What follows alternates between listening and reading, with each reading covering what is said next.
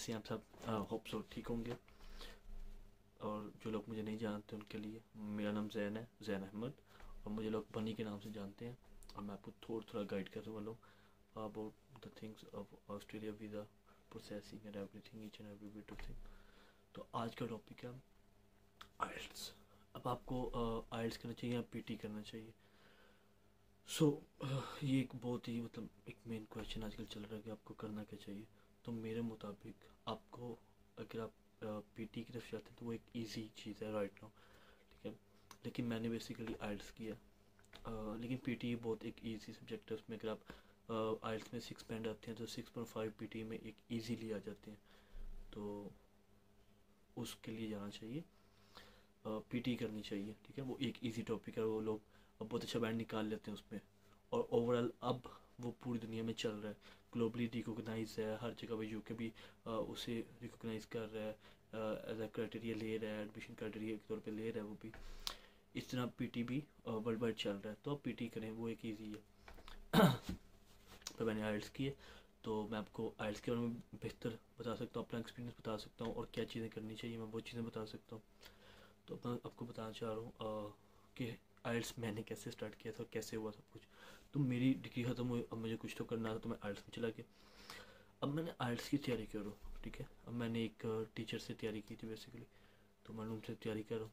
और कुछ ख़ास नहीं था वो बंदा, ठीक है। मुझे इतनी ख़ास ना कुछ होता है ना, कुछ चीज़ें मिल रही हैं जो आपको बहुत अच्छी तरह से समझ आ रही है। उसने एक प्रॉपर तरीका बताया, बस तरीका बताया कि ये सिलसिला होना है, जो कि यूट्यूब पे ऑलरेडी अवेलेबल था। तो मैंने कहा कि ठीक है, हम तैयारी कर रहे हैं, मैं और एक मेरा दोस्त हुआ करता था। तो हम तैयारी कर रहे हैं, हमें कुछ समझ नहीं आ रही, प्रॉपर नहीं ठीक है लग रहा।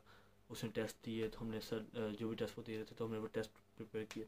अब मैंने टेस्ट जब दे रहा था, तो मुझे एक आइडिया हो रहा था कि लिसनिंग के अंदर, जो लिसनिंग पार्ट है उसके अंदर मेरे इजीली जो है ना 7 बैंड आ रहे हैं, यानी कि 30+ मार्क्स आ रहे हैं। सो मैंने कहा ठीक है, ये मेरी स्ट्रेंथ है। फिर मैं जब रीडिंग कर, अब रीडिंग हर बंदे को डिफ़िकल्ट लगती है, ठीक है, वो वैरी करते हैं, हर बंदे के हिसाब से वैरी करते हैं। लेकिन मुझे वो इजी लग रही थी।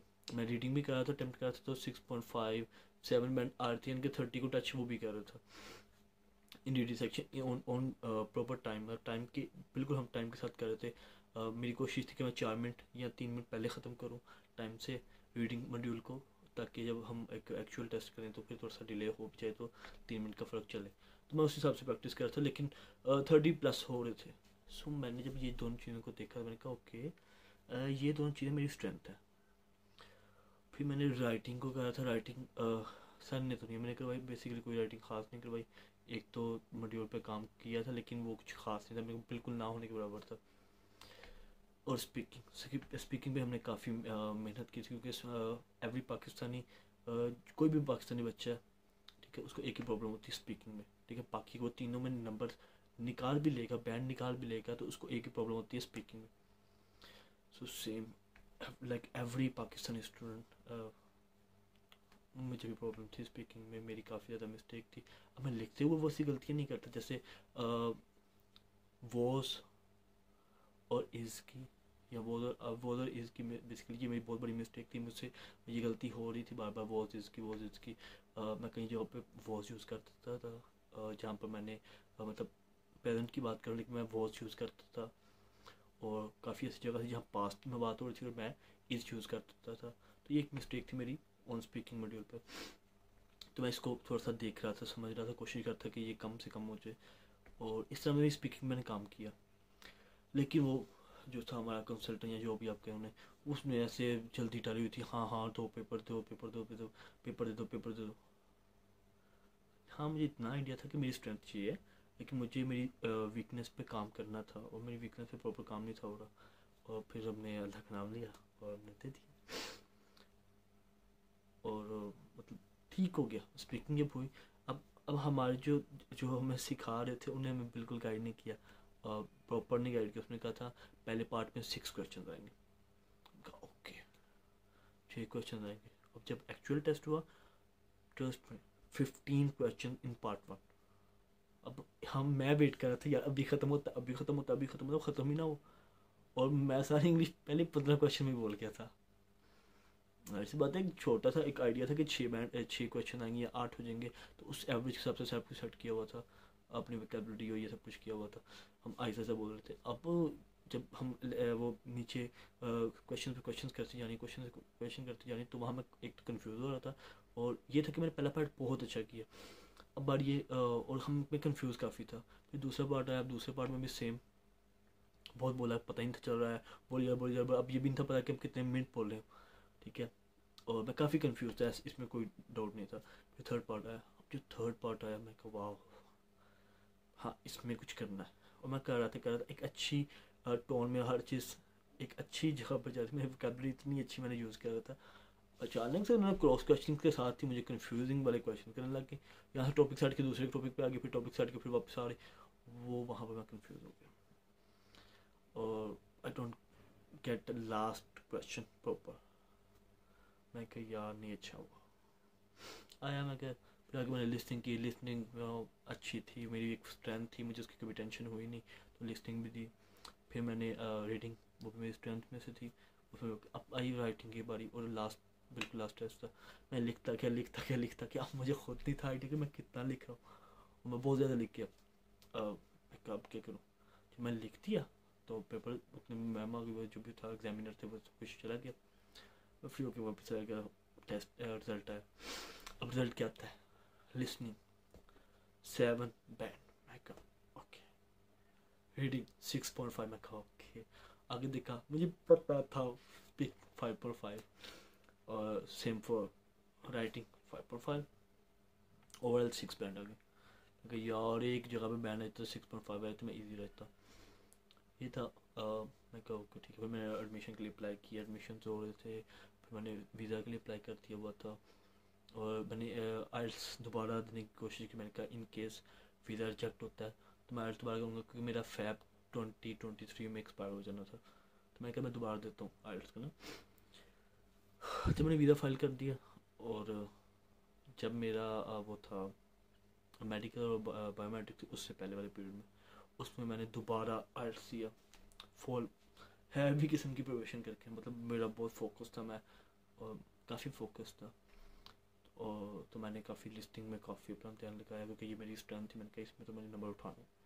और मैंने सेम फॉर रीडिंग दोनों में मैंने बहुत काम किया उसके बाद, क्योंकि एक तो मुझे 1.5 साल हो गया था इस चीज़ पे काम करते हुए, और मुझे आइडिया भी नहीं था कि काम किस तरह करना क्या नहीं, भूल गया हुआ था, जैसे निकल गया हुआ था। तो मैंने दोनों पे चीज़ों में दोबारा काम किया, और काफ़ी काम किया।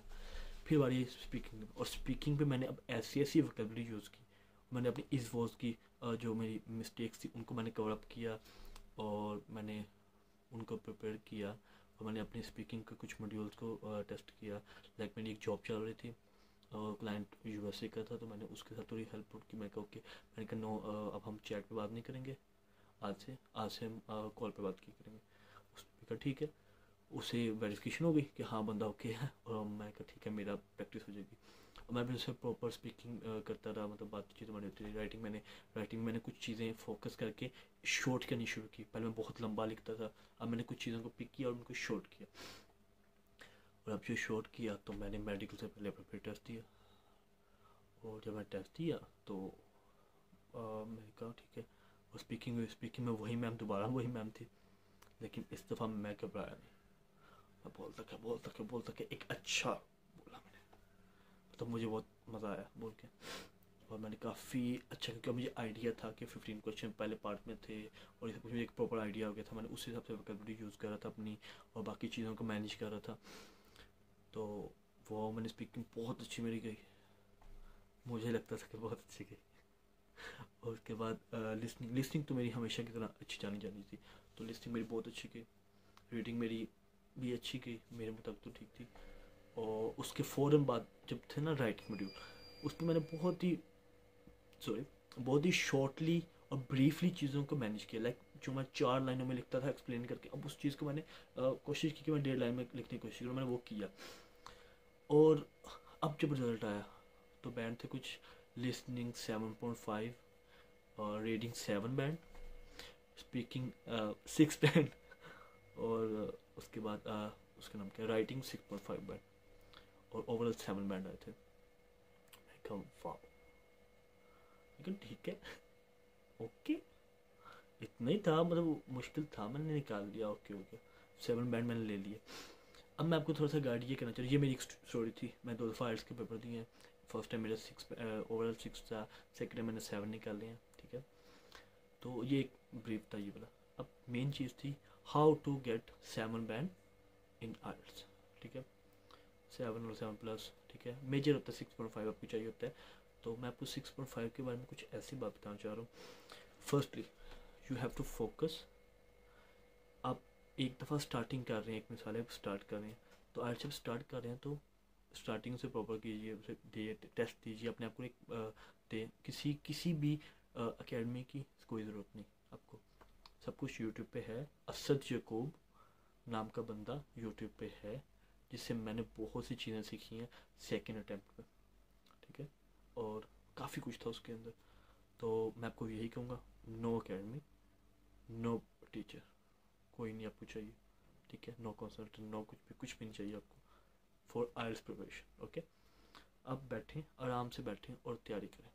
ठीक है, तैयारी कैसे करनी है, आप किसी भी आइल्स का पेपर अटैम्प्ट करें प्रॉपर, ताकि आपको आइडिया हो जाए कि हाँ इस 60 मिनट में मैं स्पीकिंग रीडिंग कर रहा हूँ और लिसनिंग कर रहा हूँ और राइटिंग कर रहा हूँ। ठीक है, आप एक मॉक टेस्ट दें अपने आप को खुद ही।